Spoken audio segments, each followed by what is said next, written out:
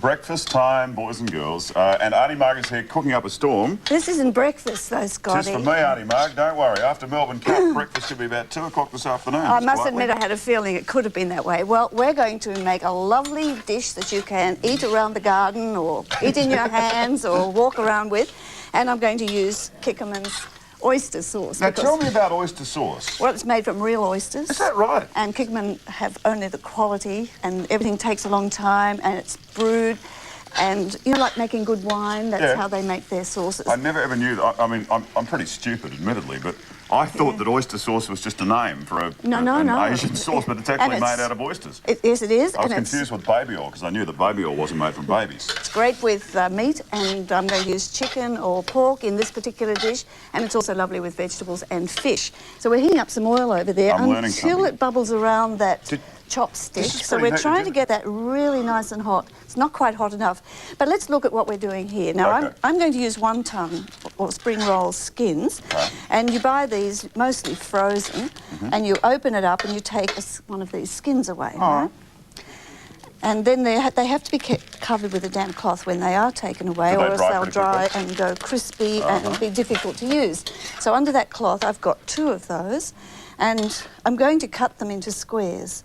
So we'll place one upon the other, and you can make as many squares according to the size that you want them, but I think we'll cut this into quarters. So right down the centre with a nice sharp knife and across. And we're going to fry these into little cases to hold the lovely mixture that you're cooking away and stirring. So when we fry it, we're going to place one piece of pastry in an opposite direction to the other.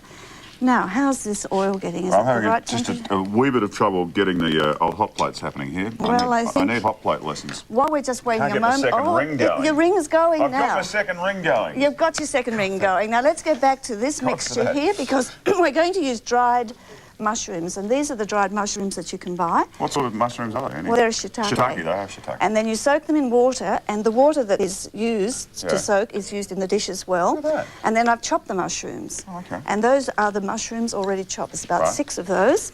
And we've got a bunch of spring onions. We're going to add that. Keep stirring away. Already chopped. And we've got some bean shoots going in there. And then the thickening is the liquid from mushrooms, about 1/3 of a cup, 2 teaspoons of this wonderful Kikkoman oyster sauce, which can be shaken first, and after you've used it, it should be kept in the refrigerator, and 2 teaspoons of this lovely soy sauce from Kikkoman also. Mix that around until it's all smooth. You're keeping very busy there, one hand on the temperature of the oil. Where's in the kitchen? All right, mix the corn flour in.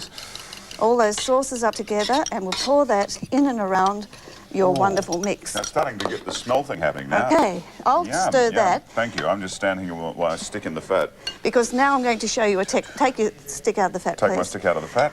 Over a soup ladle, I'm placing my skins and putting them into the hot oil. And it sizzles and bubbles around that Oh, okay, and pushes it back up against the soup ladle. And makes it come to this particular shape here. And you hold that down until it holds a nice shape. I know nobody can see it at the moment. I don't know if I can just lift it up.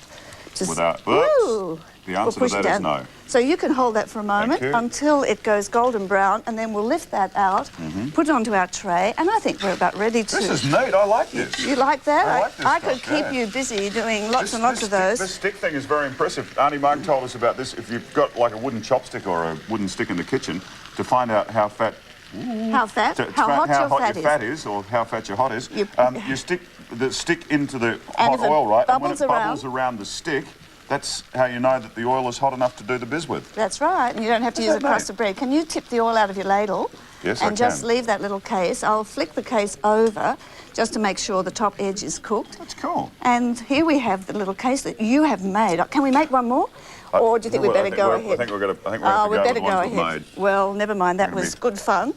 So into our cases, we'll spoon the oil. Here's a spoon ladle for you and one for me. And we'll just top it with a little bit of coriander. And this will be a little bit of a morning tea snack for the... Oh, did I burn you? Oh, it's all right. I'm too green to burn. Oh, look. Men have got the most delicate fingers. Oh, fabulous. This is just great, yes. That's right. The eating it'll make up. It'll take the pain away. Good Christmas entertaining. People can walk around and eat these out in the garden. And if you want the recipe, you can you can write to us here at Adelaide Today and Cooking Today, Adelaide Today, PO Box 61 North Adelaide 506, and we'll send one out to you, and we'll come back and see the finished product in just a moment. Meanwhile, Coralie has an Australian sporting legend with us.